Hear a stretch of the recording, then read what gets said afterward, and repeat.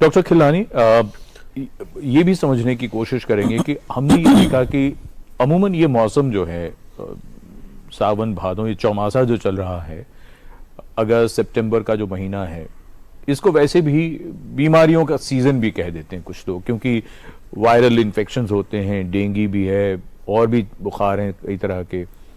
तो इस वक्त अगर हम बीमारी की दृष्टि से अगर देखें तो कोविड के अलावा किस तरह के और इन्फेक्शंस देखे जा रहे हैं? देखो संजीव, ऐसा है कि कोविड ने हमें बहुत कुछ सिखाया, बीमारी से लड़ना सिखाया, डायग्नोस्टिक फैसिलिटीज़ हमारी बहुत इम्प्रूव हो गई, हमारा पैनिक बटन भी थोड़ा सॉफ्ट हो गया, जल्दी से पैनिक हो जाता है। हर साल वायरल इन्फेक्शन आते थे, हमें थोड़ी पता होता था कि ये इन्फ्लुएंजा वायरस है या कोविड वायरस है या, लेकिन अब जो मैं देख रहा हूँ कि जैसे ही वायरल इन्फेक्शन होते हैं, टेस्ट होते हैं, टेस्ट में कोविड है, कोविड नहीं है, इन्फ्लुएंजा है, H1N1 है। पिछले 15 दिनों की मैं बात करूं तो हर घर में किसी न किसी को बुखार, खांसी, गला ख़राब, पसीने आ रहे हैं, सिर दर्द हो रहा है, इस तरह की बीमारियां बहुत हो रही हैं। और जैसे आपने बताया कि ये होती हैं, तो उसमें सबसे इम्पॉर्टेंट, सबसे पहले तो हम ये करते हैं कि कोविड रूल आउट करो। अच्छा। क्योंकि कोविड अगर है तो आपको एक तो एहतियात बरतनी है, आइसोलेशन करना है, और कोई एंटीबायोटिक की आपको ज़रूरत नहीं है, अस्पताल भर्ती की भी ज़रूरत नहीं है, अगर ज़्यादा कोमॉर्बिडिटीज नहीं है तो आप एक तरह से आज की तारीख में चिंता मुक्त हैं। अगर ये H1N1 है तो H1N1 की डेथ्स हो रही है हमारे हॉस्पिटल में भी, एम्स में भी, सब जगह। पिछले सालों में इतना डायग्नोस्टिक फैसिलिटी कभी नहीं रही H1N1 की जो अभी है। उसके अलावा जो वायरसेस हैं, रेस्पिरेटरी सिंसिशियल, बहुत सारे वायरसेस होते हैं, डेंगू फीवर फॉर्चुनेटली अभी कम है, लेकिन हर एक के डायग्नोस्टिक फैसिलिटीज़ अब चारों तरफ अवेलेबल है।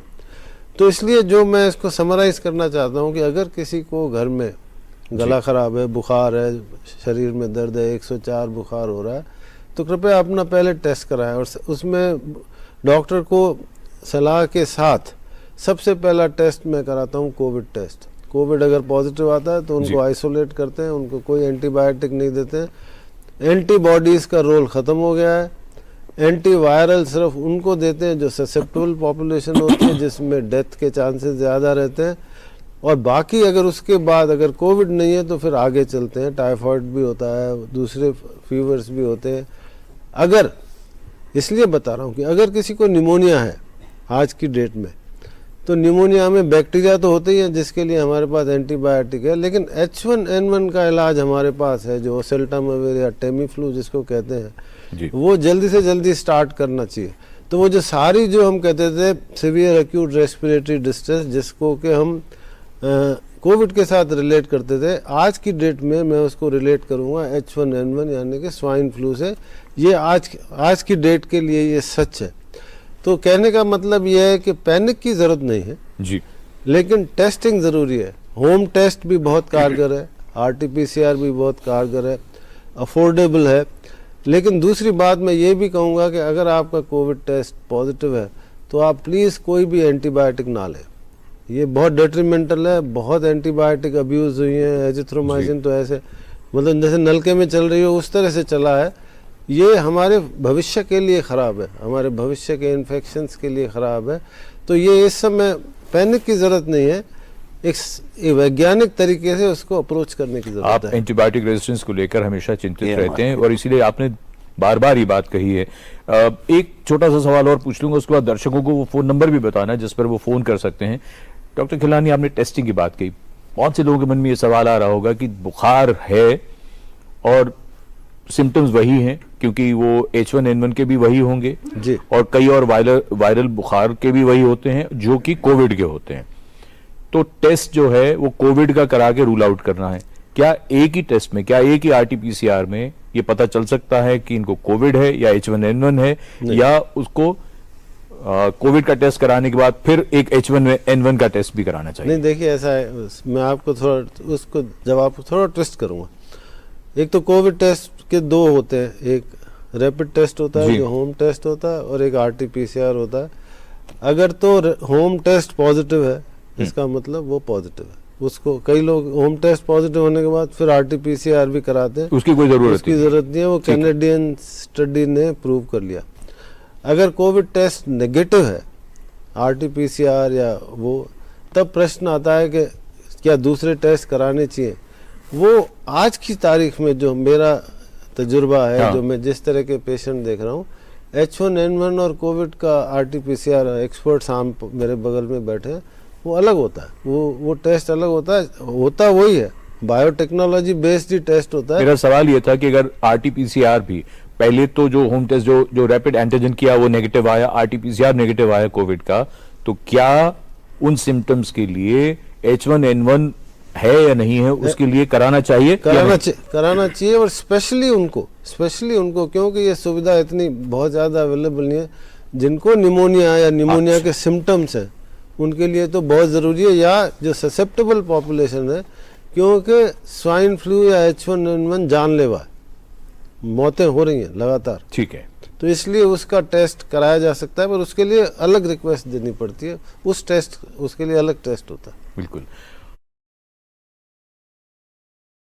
रानी, क्या कहना चाहेंगे आप? तो ये जो कोविड के बाद में जो ब्रेथलेसनेस होती है या सांस फूलती है, वो उन लोगों को होती है जिनको निमोनिया हो चुका होता है, कोविड का निमोनिया। कोविड निमोनिया के बाद कोविड फाइब्रोसिस एक बहुत बड़ी समस्या है जो कुछ प्रतिशत लोगों में होता है, और इनमें ये जो ब्रेथलेसनेस होती है या ऑक्सीजन की जो रिक्वायरमेंट होती है, वो कई बार महीनों तक और साल से और कई बार परमानेंट भी होती है। तो उसका जो 6 हफ्ते बाद हम लोग एवेल्युएट करते हैं, जब पेशेंट वापस आता है तो उसके बाद देखते हैं, अगर उनको ब्रेथलेसनेस होती है तो हम उनके कुछ टेस्ट करते हैं जिसको लंग फंक्शन टेस्ट कहते हैं, स्पायरोमीट्री कहते हैं, कि मरीज़ एक मशीन में फूंकता है और उसकी लंग की कैपेसिटी उसमें आ जाती है। डिफ्यूजन कैपेसिटी भी करते हैं, एक सोफिस्टिकेटेड टेस्ट होता है 6 मिनट वॉक टेस्ट, वो भी कहते हैं। उसमें अगर एबनॉर्मेलिटी होती है तो हम उसका CT स्कैन करते हैं, एक्सरे इसमें हमें ज़्यादा हेल्प नहीं करता। और उसमें अगर लंग फाइब्रोसिस के अगर लक्षण फीचर्स होते हैं तो फिर उसका उसी तरह से इलाज किया जाता है। मैडम के जो ILD जो बता रहे हैं, वो ILD कोविड की वजह से नहीं है। इनको ILD एक अलग बीमारी है जिसको इंटरस्टिशियल लंग डिजीज़ कहते हैं, जिसमें कि ब्रेथलेसनेस होती है, और उसकी ही दवाई इनको बताई गई है। मेरे ख्याल से थायोप्रिन है, पर जो भी रही होगी, मैडम आपको ये दवाई लेनी चाहिए, और अपने जो भी साइड इफ़ेक्ट्स हैं वो अपने डॉक्टर को बताएं कि मुझे ये साइड इफ़ेक्ट हुए हैं, तो वो उसका टेस्ट करा के फिर हो सकता है वो आपको कोई दवाई बदले, या साइड इफ़ेक्ट्स को कंट्रोल करने के लिए। ये ज़रूरी नहीं है कि ये आपके कोविड के इफ़ेक्ट्स हैं, ये ILD एक अलग बीमारी होती है। जी, डॉक्टर खिलनानी, अभी जो परिदृश्य है, जिसमें हम ये भी देख रहे हैं कि कुछ लोग बीमार भी पड़ रहे हैं, कुछ को कोविड टेस्ट के बाद जो है कंफर्म हो रहा है, कुछ में नहीं है, और कुछ लोग अस्पताल में भी भर्ती हुए हैं। हम क्या समझें अस्पताल में भर्ती होने वालों को लेकर? देखिए, ऐसा है कि एक तो कोविड का जो डर है अभी भी है, कुछ लोगों में बहुत ज़्यादा है, कुछ लोग बिल्कुल उसको भूल रहे हैं, तो वो हेट्रोजेनाइटी है। दूसरी बात है कि हम सबको पता है कि अगर कोई 80 साल का है, वृद्ध है, उसको डायबिटीज़ है, उसको हार्ट की प्रॉब्लम है, कैंसर हो चुका है, किडनी ट्रांसप्लांट के पेशेंट हैं, जिनको कीमोथेरेपी मिलती है, उनको रिस्क ज़्यादा रहती है। तो जैसे ही उनको कोविड पॉजिटिव आता है तो एक पैनिक स्टेज हो जाती है। उसमें हम भी कहते हैं कि ठीक है, आप हॉस्पिटल में एडमिट कर लो। जैसे मैंने कहा कि एंटीबॉडीज़ का कोई वैल्यू नहीं है, लेकिन उन पेशेंट्स को हम इलाज भी करते हैं। उनके लिए हमारा ये रहता है कि इनको सीरियस बीमारी ना हो। उसको सीरियस बीमारी को रोकने के लिए 2 तरह की दवाइयाँ हमारे पास होती है। एक तो टैबलेट फॉर्म में होती है, जो कि 2 होती है, पैक्सलोविड और मोनुपिराविर। पैक्सलोविड हमारे पास नहीं है इंडिया में, तो हम मोनुपिराविर देते हैं अगर पेशेंट घर में रहता है। उससे ज़्यादा जो जिसकी एफिकेसी 70 to 80% है, वो है रेमडेसिविर। अब ये रेमडेसिविर जब 3 दिन के लिए दी जाती है तो 70% चांस हो जाता है कि उसकी सीवियरिटी कम हो जाती है। इसको मैं अभी भी यूटिलाइज कर रहा हूँ सिर्फ उन लोगों के लिए जिनको के डेथ रेट 2 से 5%, 6%, जो भी 2 से 6-5 टाइम्स बढ़ जाती है, क्योंकि उनको सख्त बीमारियां, या वो 90 साल के हैं, या सीरियस खतरा ज़्यादा हो सकता है, सीरियस बीमारी है। तो मैं आपको इसको थोड़ा विच्छेद करना चाहूँगा। अगर परिवार में 5 लोग हैं जो कि 60 साल से कम है, उनको किसी को ब्लड प्रेशर है, डायबिटीज़ है, लेकिन अदरवाइज वो ठीक ठाक है जी।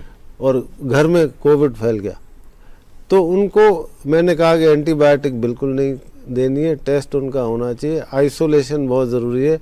लेकिन उनके साथ कोई उनके 90 वर्ष के उनके दादाजी भी है जिनको बहुत बीमार हैं और हार्ट फेलियर भी है, डायबिटीज़ भी है, उनको हम एडमिट कर लेते हैं, इसलिए कि वो सीरियस हो जाएंगे तो हमें मौका भी नहीं मिलेगा उनका इलाज करने का। उनको हम ये एंटीवायरल दवाइयाँ देते हैं, क्लोज सर्विलेंस में रखते हैं। और जो आज जो एडमिशन्स हो रहे हैं दिल्ली में या भारत में, हम उसको कहते हैं कि they are being admitted with covid, not because of Covid.